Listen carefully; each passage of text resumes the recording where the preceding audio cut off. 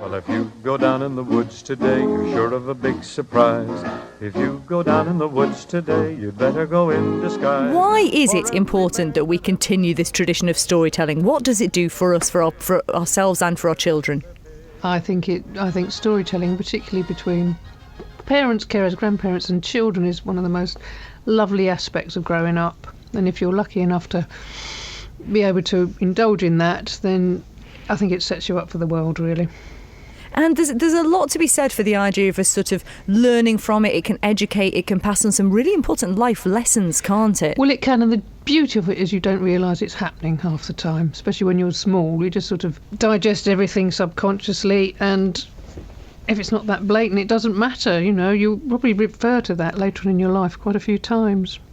So as an author yourself then, do you sometimes sort of feel a duty to sort of put little life lessons in what you're writing? Well, yes, only in the sense that I was a mum, and obviously I was a child as well. And whatever the era, there are always dangers for children. And I'm quite fond of them, really, as I would be. And I go into schools all the time. I see what's happening, and because technology's increased, I'm struggling to keep up with it myself. And although I haven't got young kids, I can see, my daughter's friends who are parents. Even they're a little bit out of touch with what's going on with the digital world. So I thought it was essential to write a book for the much younger children because they're going onto social media so much earlier these days. They certainly are. We'll come to the book in a second in the reimagining. But Helen, just tell us then, what do you think are some of the main issues that we're facing with digital with children nowadays? I think it's just the digital is all around, obviously, and technology can be amazing at connecting you. It can allow you to learn things and find out about things that you never could in the past. So it's a great enabler, but it can also pose dangers and it can pose risks.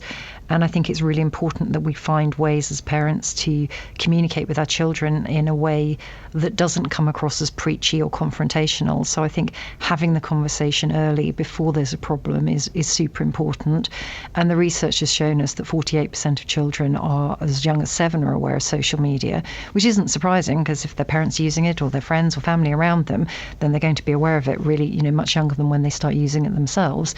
But then if that's true, then start the conversation there to enable them to understand that it's really important to be kind online.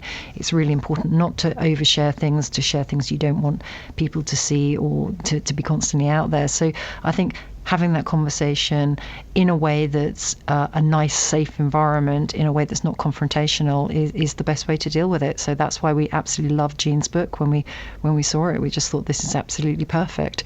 And I think also because, the words are great, obviously, because Jeanne's an incredible author, but I think also the pictures that go with it are perfect for children. And I can only echo what Jeanne said about reading to the children. That's something I love doing with my girls, and it's such a special time. So it's a good way of getting messages across.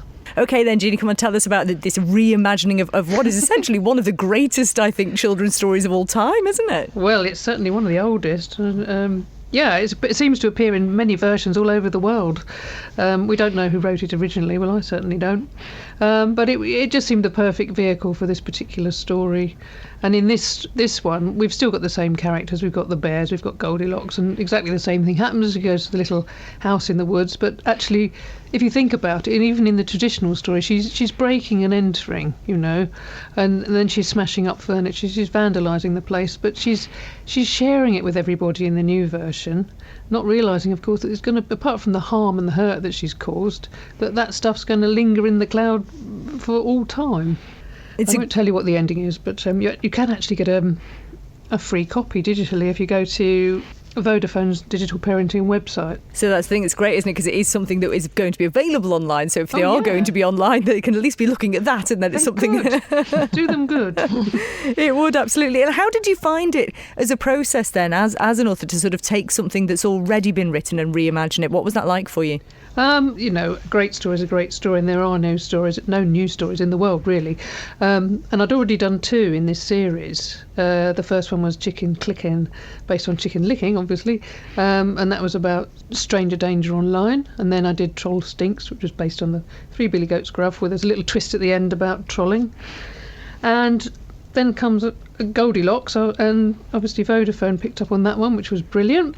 And I've just thought up another one as well, which is called Old MacDonald Had a Phone, and that one's going to yes, yeah, sing along if you like. Oh, I love how much fun you're I having know, with it. And that's about doing nothing but being on your phone all day long, which again is another problem. And most of the time, it's teachers telling me can you fill in this gap in the market? So I do. And Helen, how have these sort of reimaginings been received then? How has Goldilocks gone down with your customers?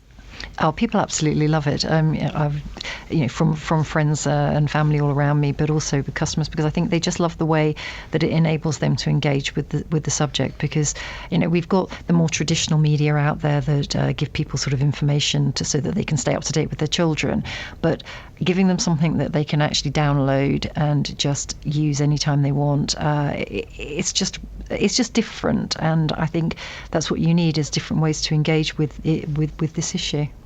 It's great, isn't it? Because I think that, we do worry sometimes that perhaps, sort of storytelling or that book reading is, it's sort of going down, but it's not. It's just changing and adapting, isn't it? Yeah. I'm not afraid. I was at the beginning. I thought, oh, gosh, there I go down the pan. Everyone's going to be doing other things. They don't want to be reading my books. But in fact, I go into schools all the time and I don't see any decline in reading books from the very youngest. They all love it, because you don't just get a story, you get a cuddle 9 times out of 10. I love what could that. Be lovelier? Well said. And tell us a little bit about the illustrations. How did you two work together on that? Well, Tony and I have been working together for almost 40 years now, and he's my absolute favourite illustrator.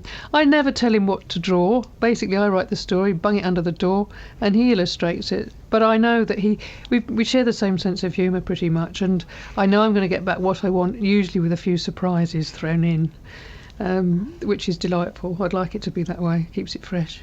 And Helen, while you're here then, just give us some tips then for parents about how they can make sure that their children do stay safe online if they are going online from a young age. I think, what I found really is that it's about having that conversation before something goes wrong, if you ideally can, setting the boundaries before you get into a fight. We have rules about no phones at the table. That applies to us as well. It's really important you apply the rules to yourself. Things like, actually, is it a good idea to let your child go to bed with their phone? That's up to each parent to make a decision about that. But if you try to stop a 16-year-old doing it after they've been doing it for 4 years, I can predict you're going to have a fight. So for me, it's about setting the rules early, being consistent and applying them to yourself. But mostly it's about safety, as opposed to, are you going to use this to police their friendships? That's probably the secondary issue here. Excellent. So tell us then where we can get our hands on a copy of #Goldilocks. You can find it at www.vodafone.co.uk/digital parenting. #Goldilocks. Little Teddy.